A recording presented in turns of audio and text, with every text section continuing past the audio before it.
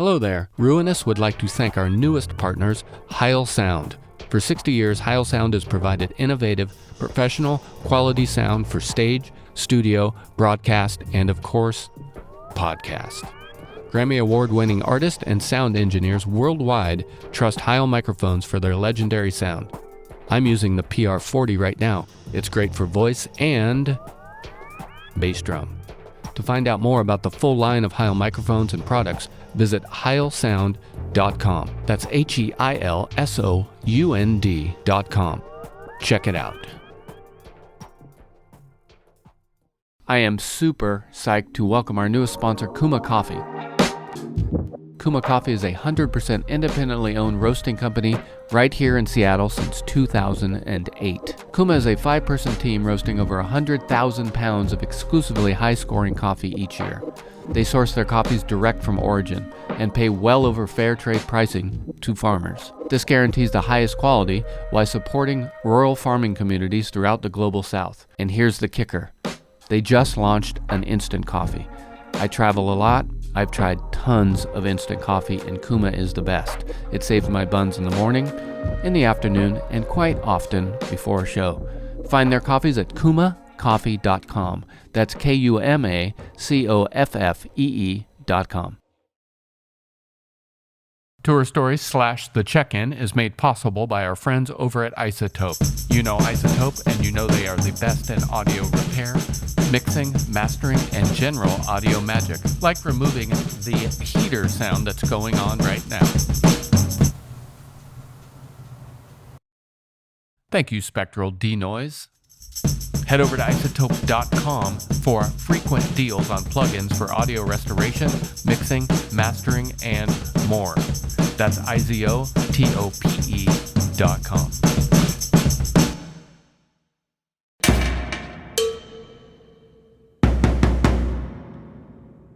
Hey, Bob, how you doing? Joe, right? Joe the plumber. Joe the plumber. Where are you? You at home? I'm at home in Hoboken, New Jersey. Wonderful. Hoboken. How's it feeling there this time of year? It's I've been here since 1981. Mm-hmm. So it's, changing, but it's still just, a square mile right across the river from Manhattan. And I like it. I've been out there to Maxwell, of course, but I haven't been out in a little while. I kind of miss going out there. I'll head out there. I'm going to have a day off in New York. Maybe it'll be a day off in Jersey instead. Well, most of my listeners know you as your elaborate punk rock and roll pedigree. Also as a writer, drummer for Sonic Youth, Pussy Galore. My favorite of yours, Knoxville Girls. I saw a show in Olympia forever ago, of course, and it just blew my mind. I feel like I was standing directly in front of you guys too. Wow, I remember that show. I was the one that got us there. I think Maggie Vale might have hooked us up. Right, and I think Sarah Lund introduced me to you, or at some other point she introduced me to you.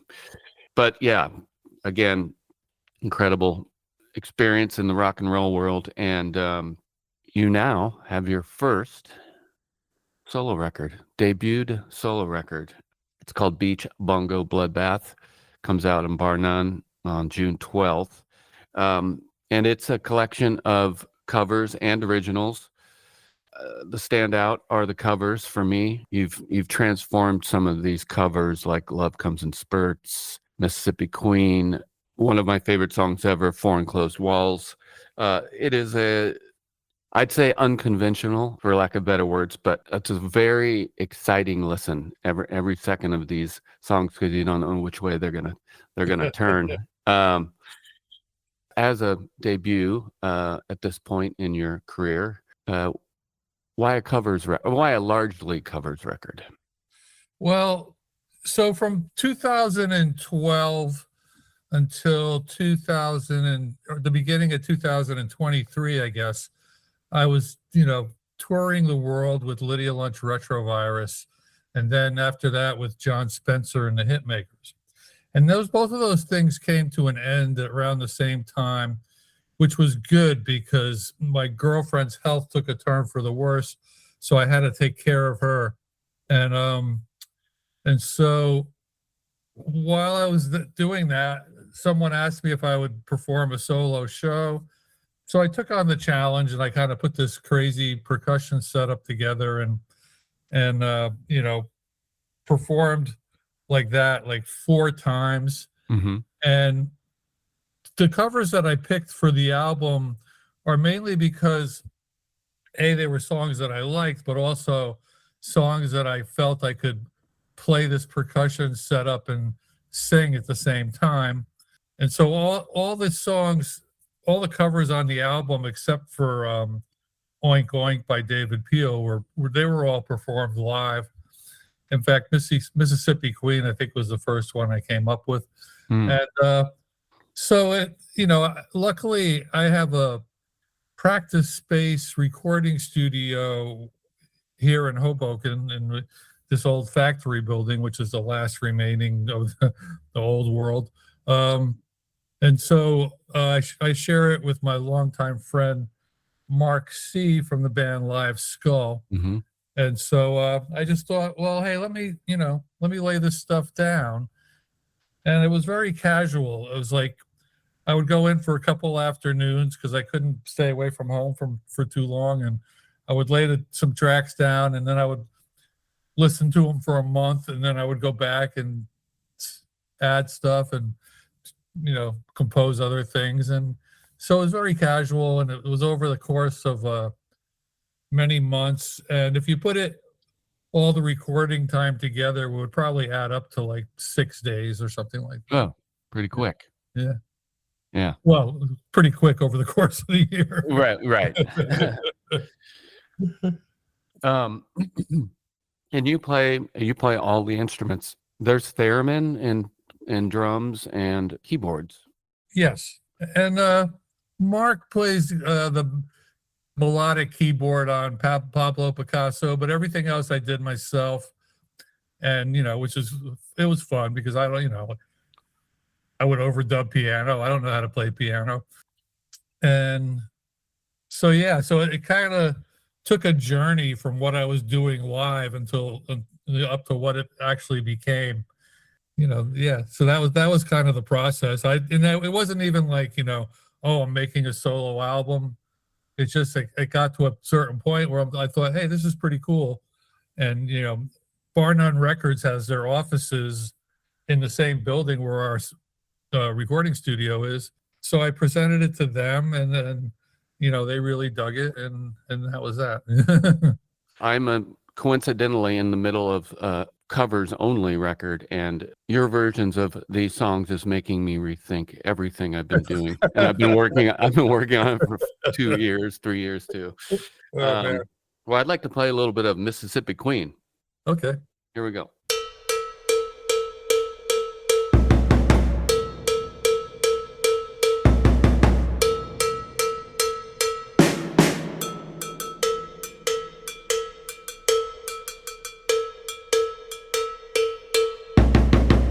Mississippi Queen. Oh, you know what I mean. Mississippi Queen. She taught me everything. Went down around Vicksburg, around Louisiana way. Cajun lady. Mississippi Queen. She was a dancer. She moved better on wine while the rest of them dudes were getting their kicks.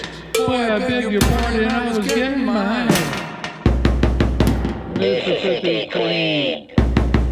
You know what I mean.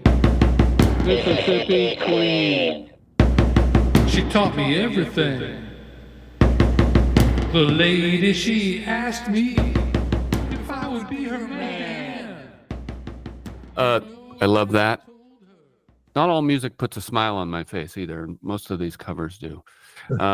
You have this ability to sort of celebrate the hooks and the iconic parts, like the cowbell, that great beat in Four Enclosed Walls.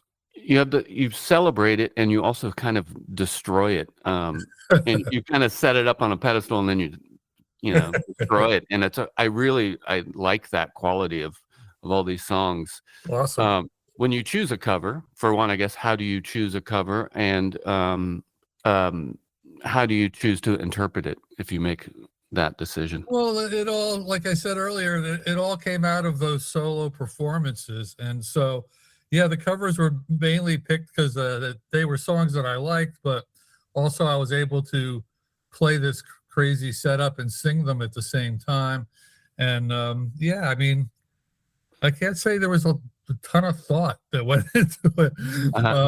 And, you know, of course, everyone's seeing it as like, oh, you took all these songs that are known for their guitar and left out, you know, there's no guitar or bass on the record, you know, but in a way, it's almost kind of like when I had my own band Bewitched back in the 80s and early 90s, this is what I wanted that to be, but that ended up turning into a real band and, you know, doing the whole touring and all that kind of thing and making albums.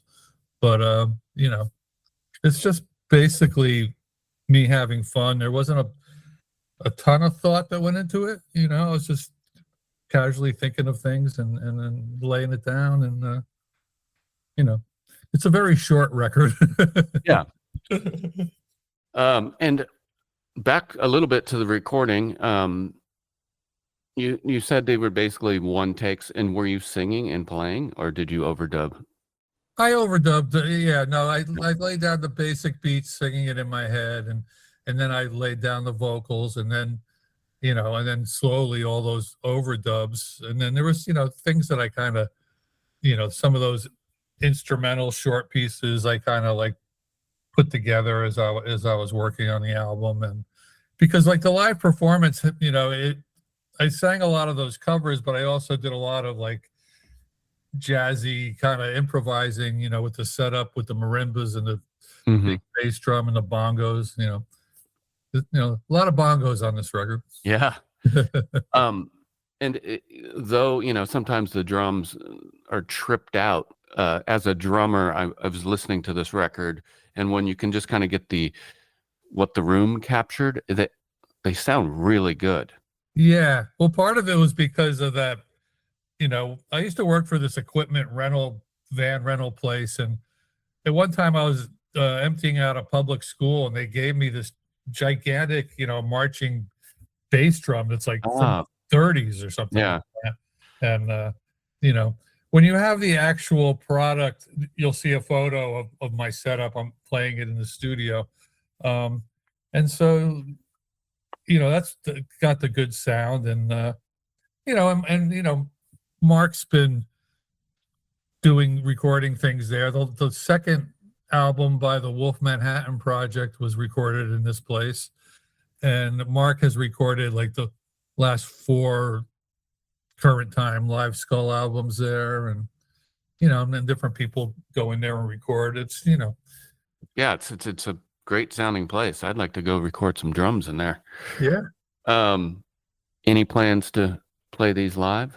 You going to tour at all? Not really. I have this record release bash on the 15th, and I don't know if you saw the flyers, but I got, you know, it's like a bunch of acts. It's like this band Genre is Death is going to do a bunch of early Sonic Youth and Pussy Galore songs, and then Ron Ward from Speedball Baby, along with Norman Westberg from the Swans and Grasshopper from Mercury Rev. They're going to interpret Bewitched. And then the Skull Practitioners are also going to, you know, do some Pussy Galore and Sonic Youth songs. And then I got the Knoxville girls back together for this show. Oh, man. So we're going to be doing, you know, it's going to be short sets. So we got the Knoxville girls, followed by the Chrome Cranks, followed by Wolf Manhattan Project. And that's it. Monday, June 15th at Bowery Palace, formerly the Bowery Electric. And tickets are going fast. So if anyone's listening to this and wants to go, they should jump on it. Yeah. I wonder if I'm going to be close enough to get over there. All right. Well, it was great talking to you, and this record is great. It's Oh, a cool thank you record. so much. It's, I it's appreciate super that. cool. And I hope to see you. Maybe I'll make it to the bash. All right. Well, thank you. It's been a pleasure. Yeah. Great to meet you. Bye. Yeah, take care.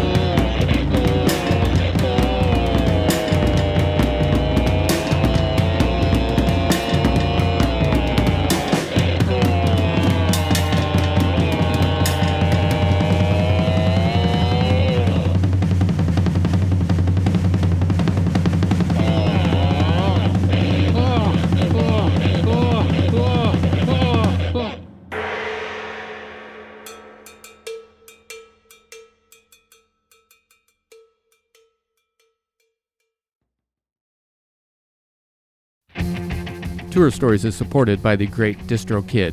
As you know, Distrokid connects direct to TikTok with exclusive access to your TikTok artist account. What's new at Distrokid? You can do unlimited instant mastering. You can distribute your music videos. And the newest, greatest thing, Bandzoogle, where you can build a website and a store in minutes. And of course, they have an app, which is a delight to post new songs and get paid.